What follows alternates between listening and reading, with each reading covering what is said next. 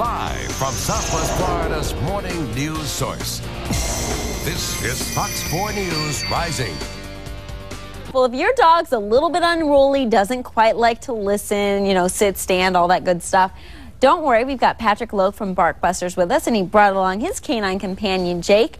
And Patrick, Barkbusters does some different things to get dogs to behave. It's more vocal commands than anything else. Well, I mean, it's based on body language and vocal tones. The reason why we know that works is because, well, oftentimes a dog might come up to its owner and give it a little nudge, and the owner will generally pet it.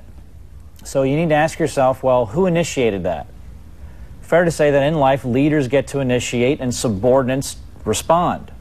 So in this scenario, a dog comes up, gives you a nudge, and we pet it. So who's the leader? That makes the dog in charge instead of you. Right. And so it's all these simple little things, and the dog basically uses its body language and maybe a vocal tone to get you to do something. So if we want to get the dog to do something, how do we get it to know that we're the leader? Well, we need to use our body language and our vocal tones in a correct manner.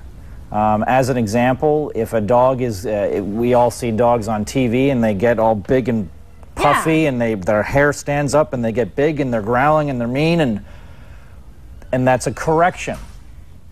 However, if a dog really wants something, like if a puppy might be calling out to its mother, or if a dog is maybe wanting to get the piece of hamburger that's left on the table, it might get kind of small and using a nice high-pitched whiny tone. Okay. And that we can, once we understand how to use our body language to correct, but also our own body language to encourage, well, then now we can communicate with the dog in a way that they naturally understand. So it's just like baby talk. If you baby talk to a dog, oh, you're so cute, they're going to think they're the leader. But if you use a firm adult tone and, you stand up, they're going to listen more and say, okay, this person means business. Right, and it depends upon if we need to issue a correction. Too many times, a lot of people think a correction is about pain and punishment and getting like mean. a spanking for like kids. Like a spanking.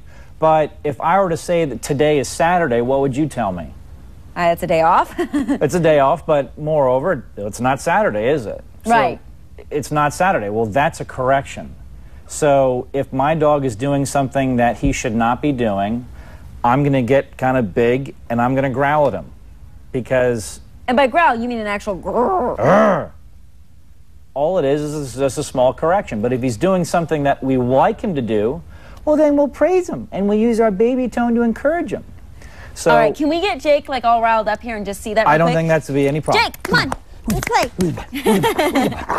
See, we can kind of hear him growling, and we're having fun. Ah, good puppy. This is what you want every dog to be like, nice and calm. And if you want to get in touch with Patrick at Barkbusters, you can give him a call at 877-500-2275 or log on to their website, barkbusters.com, and there's links to look for all the local ones like Patrick, and Patrick will be back in the 8 o'clock hour as well, with Jake, of course. Of course, with Jake. Thanks so much, Patrick.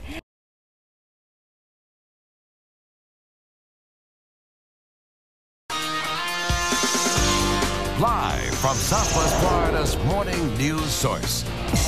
This is Fox 4 News Rising.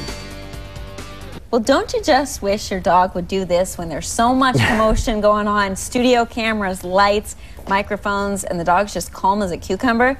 Well, it can be. We have Patrick Logue, who's with Barkbusters, and this is his friend Jake that he brought along. Barkbusters works to train dogs through vocal tones and just our body posture, and they understand those signals. Right.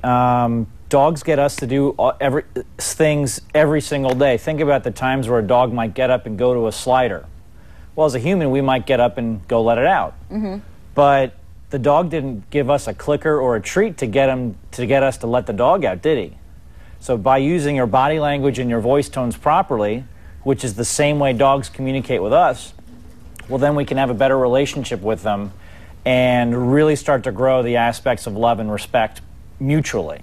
And, you really did hit the nail on the head there, because you don't have respect or love for somebody without the other. You respect somebody, then you love them. Well, right. I mean, I'm in love with my wife. By the way, it's our anniversary. Hi, wife. Happy anniversary. And I couldn't be in love with her if I didn't respect her.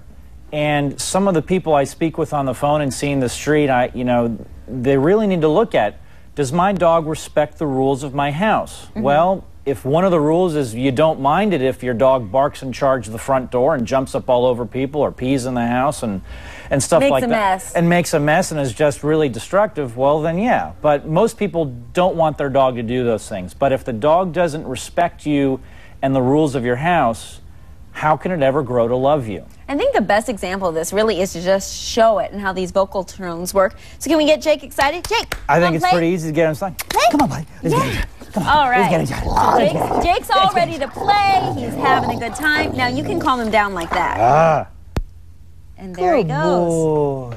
And it's just, you were telling me earlier, because I was trying to get Jake to sit, that it's just normal voice, like down. Hey, all right, he listens to me. And it's really important. Dogs learn by association. So a lot of times, people, when they're working with their dog, when they get frustrated telling their dog to down, down, down, and they start changing their body language and their voice tones, the tone, when we start growling towards our dog or getting a harsher tone with the dog hears that as a corrective tone. So it's going to start thinking you're correcting it for when you're just trying to get it to go down, down. Yeah. As opposed to just getting their attention and then telling it in a command in a normal tone, down. And then when it does it, good boy, just a nice, light, praising voice. And it's just like when you're with a little kid, you're very high-pitched, kind of very casual around a little kid, like, oh, such a cute baby. Yeah. That's how you do reward a dog. That's how we praise and reward a dog. Again, dogs get us to do stuff for them, and we don't get treats. So treat training is a very flawed way of training because it's an artificial means. There isn't much anything that my wife couldn't get me to do around the house if she didn't offer me a brownie sundae. But the reality is that if she asked me to do something, again, this gets back to the idea of love and respect. Well, if she asked me to do something, I respect that wish and I do it. I don't need a treat. Right. Neither do dogs. And that is a big philosophy of BarkBusters. And if you want to give them a call, it's 877-500-2275 or barkbusters.com. Patrick and Jake, thanks so much for stopping by. Absolutely. And anything that you might have missed, you can check out our books, Training Dogs the Aussie Way. There you go. Check it out.